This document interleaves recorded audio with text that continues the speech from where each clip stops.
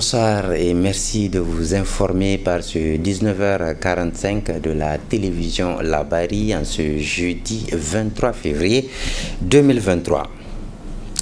Une dizaine de jours a suffi pour renforcer les capacités de secouristes nigériens. À l'origine de cette formation, le service d'aide médicale d'urgence SAMU, qui voudrait ainsi améliorer l'efficacité de la prise en charge des accidents. Voyons cela de plus près avec Hassan Saleh Mustafa. Tester le système de premier secours en cas d'accident, c'est entre autres buts recherchés à travers cet exercice de simulation graduelle réelle qui marque ainsi la fin d'une formation sur le secourisme initiée par le service d'aide médicale d'urgence SAMU. Les équipes ont besoin de tester leurs connaissances, de tester le matériel, parce qu'on a aussi acquis du nouveau matériel. Et donc tout ça là fait partie des buts, des objectifs de cet exercice de simulation. Alors cette session de formation a comme principal objectif donc d'actualiser les connaissances de ces acteurs-là quant à la prise en charge des urgences. Il faut comprendre que nous, urgentistes, nous fonctionnons comme de l'aéronautique. Les gens ont besoin de connaître des séquences très précises, ont besoin de connaître ce qu'on appelle des checklists du matériel, ont besoin de maîtriser certains protocoles. Parce qu'on doit aller très très vite dans nos prises en charge. On n'a pas le temps de faire des examens complémentaires, des choses de ce genre. Tout doit se décider très vite.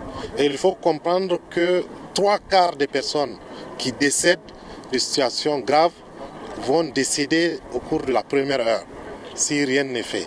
Donc la première heure de prise en charge, qui s'appelle l'heure d'or, golden hour en anglais, est fondamentale. C'est pourquoi nous faisons ce genre de session pour un peu entretenir les compétences de ces équipes pour pouvoir agir à temps en cas de besoin. À temps, dans l'ordre et de la manière la plus efficace possible. Cette formation de recyclage qui a duré une dizaine de jours a été conduite sous la supervision de Tima Rubicon, partenaire du SAMU. Alors nous faisons aujourd'hui, comme aujourd'hui, on fait une séance pratique pour leur montrer comment prendre en charge concrètement les cas de maladies qui seront menés à découvrir. Nous apprenons aussi à faire le triage, comment orienter selon le degré de blessure, selon le degré d'atteinte du malade vers les services de santé dédiés à cet effet également. Alors nous pensons bien pouvoir être à mesure de renforcer les capacités du SAMU et d'autres institutions de santé aussi pour qu'ils puissent prendre en charge ce type d'accident. Cet exercice de sauvetage des accidentés a concerné toute la chaîne des acteurs du secourisme, notamment les agents de santé du SAMU et ceux des différents corps des forces de défense et de sécurité. Comment se présente la situation globale de la sécurité dans notre pays? Nous avons posé cette question à Boukar Sadiq Ali. Il est le président du réseau des journalistes pour la prévention contre la radicalisation et l'extrémisme violent. Je vous propose de suivre son analyse comparative de la situation au Mali, au Burkina Faso et au Niger. Relativement à cette situation dont vous avez parlé, je crois qu'il faut surtout partir un peu de l'analyse du contexte général, j'allais dire du contexte sous-régional. Vous savez, ce phénomène de terrorisme aujourd'hui, c'est un phénomène transnational qui dépasse les frontières de notre pays et qui embrase au moins 7 à 8 pays dans la sous-région. Certains pays sont atteints à un degré assez élevé, d'autres sont atteints à un degré plus ou moins, mais toujours est-il que le phénomène, depuis justement la date, vraiment en tout cas depuis 2011, j'allais dire date à partir de laquelle le président Kadhafi est décédé, le phénomène est né. Donc la sous-région a connu l'avènement en tout cas de ce fait dramatique. Alors en essayant de faire un peu l'analyse globale, parce que déjà nous avons fait 2 études. Nous avons fait une étude déjà en 2018 qui a été validée. Et nous avons aussi fait, dans le cadre vraiment en tout cas, du réseau de journalistes contre la radicalisation et l'extrémisme violent, nous sommes en train de faire une étude qui n'a pas encore été validée, donc qui est en cours. Alors, d'après nos analyses, il y a surtout 3 pays qui payent un lourd tribut pour le moment. Le Mali, le Burkina Faso et le Niger. Alors, les situations diffèrent selon les pays. Si on essaie vraiment de se référer à 3 fondamentaux, ce qu'on appelle les éléments d'engagement, il y a ce qu'on appelle l'engagement opérationnel des forces armées, il y a ce qu'on appelle la volonté politique, il y a aussi ce qu'on appelle l'adhésion populaire, c'est-à-dire que le soutien de la population. Quand vous essayez de voir le Niger, par exemple, comparativement au Burkina, au Mali, les 3 éléments se présentent comme suit. En ce qui concerne l'engagement politique, vous n'êtes pas sans savoir que notre pays, depuis l'élection du président Bazoum, Mohamed Bazoum, a amorcé une nouvelle stratégie de lutte qui diffère complètement des anciennes stratégies. Cette stratégie voudrait d'abord qu'il y ait une alliance stricte et très restreinte entre la population, les gouvernants et les forces armées engagées sur le terrain. Alors, cette stratégie prévoit d'abord dans un premier temps une montée en puissance, vraiment en tout cas de la force de frappe de nos forces armées nigériennes. Et, vous le savez, autant que moi, le Niger a commandé au cours de l'année passée et cette année qui a débuté, beaucoup de moyens permettant à nos forces armées nationales vraiment d'accomplir leur travail avec beaucoup d'efficacité. Deuxièmement, le Niger a mis l'accent aussi sur la formation des forces armées. Et le résultat est là. Aujourd'hui, Boko Haram est complètement mis hors d'état de nuire dans la zone du lac Tchad et j'allais dire dans la région de Difa. Reparlons sécurité dans ce journal. La recrudescence des attaques terroristes ces derniers temps, dont celle du 10 février qui est encore fraîche dans les mémoires, continue de susciter des interrogations. La mort d'une dizaine de nos soldats dans une embuscade, malgré la présence de troupes étrangères, étonne plus d'un Nigérien. Suivons à ce propos l'analyse du journaliste d'investigation Moussa Aksar. Avec l'arrivée du président Bazoum au pouvoir, et selon nos informations, il y a eu des négociations. Il l'a même dit lui-même. Il a dit lui-même qu'il a engagé des négociations avec le groupe armé terroriste. Le fruit de cette accalmie-là, à notre avis, se situe au niveau de ces négociations-là. Alors, quand peut-être ces négociations n'ont pas abouti, c'est pour cela que vous avez vu la résurgence de ces attaques le long de la frontière avec le Mali et le Burkina Faso. Mais on peut dire aussi que c'est le fait aussi d'accueillir certaines forces étrangères, et je dis précisément les forces françaises qui ont été chassées du Mali et aussi du Burkina au Niger. Ça peut engendrer aussi, ça peut aussi pousser les groupes armés terroristes à mener des actions de terreur sur notre territoire. Voilà ce qu'on peut dire de ces attaques-là, mais aussi il faudrait que sur le terrain, que le président Bazoum essaie de corriger certaines erreurs faites par son prédécesseur en amenant des hommes qu'il faut à la place qu'il faut. Parce que comme vous le savez, depuis 2011, le Niger a connu plusieurs tentatives. Beaucoup d'officiers ont été mis à la touche, d'autres ont été emprisonnés, mais des hommes valables qui ont fait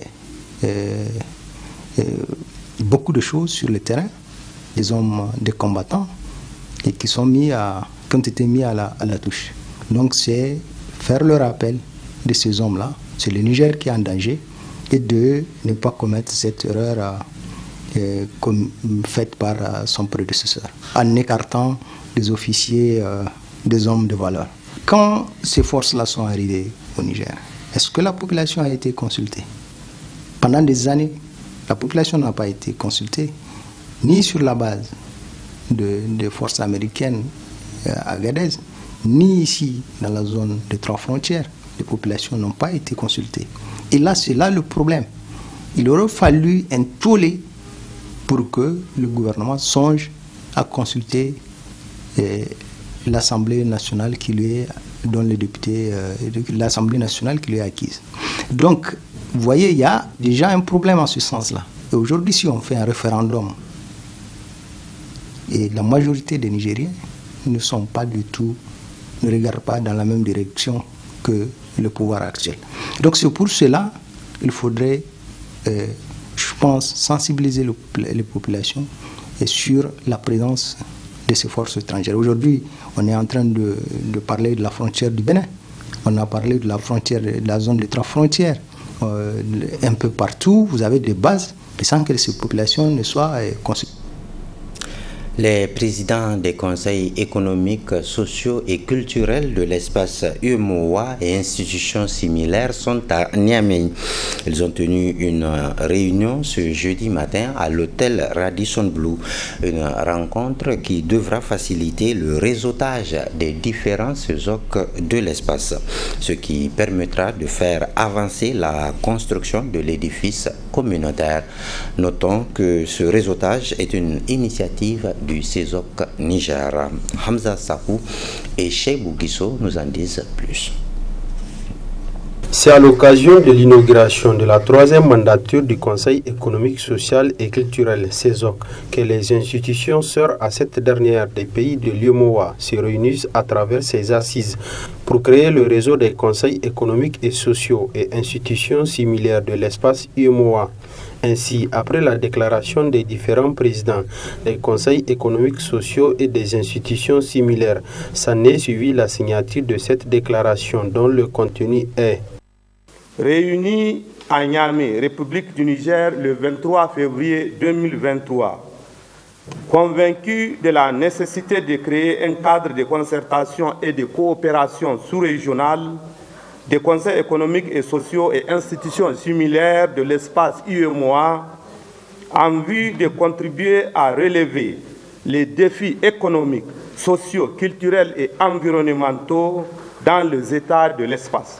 Gardant à l'esprit les rôles que jouent les organisations continentales et internationales auxquelles nos institutions appartiennent, notamment l'Union des conseils économiques et sociaux et institutions similaires d'Afrique, l'Union des conseils économiques et sociaux et institutions similaires des États et gouvernements membres de la francophonie, et l'Association internationale des conseils économiques et sociaux et institutions similaires dans le développement économique, social et la qualité de l'environnement des espaces géographiques auxquels elles appartiennent. Conscient de la nécessité impérieuse d'encourager, de stimuler et de contribuer activement au progrès économique, social, culturel et environnemental des pays de l'espace UEMOA. Convenons de la création du réseau des conseils économiques et sociaux et institutions similaires dans l'espace Union économique et monétaire ouest-africaine. Donnons mandat au président du Conseil économique, social et culturel du Niger, en rapport avec les conseils économiques, sociaux et institutions similaires de l'espace UEMOA, de prendre les dispositions pour la finalisation des instruments juridiques du réseau. Pour le président du CESOC, c'est le lieu de rappeler les défis auxquels sont confrontées les populations de l'espace UEMOA avant d'exhorter ses pairs à les relever.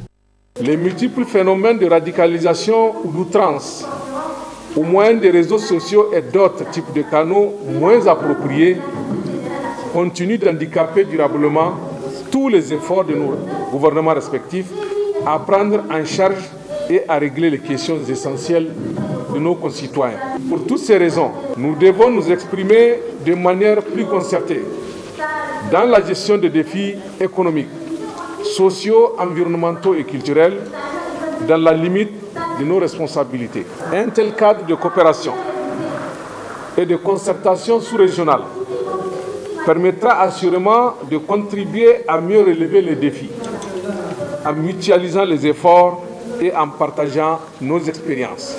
Quant à l'organe exécutif de l'Union, UEMOA encourage et accompagne toute initiative qui contribue aux efforts d'intégration dans cet espace commun.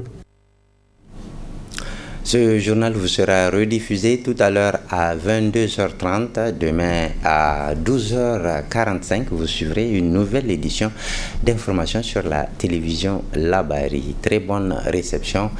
Prenez bien soin de vous et à bientôt, Inch'Allah.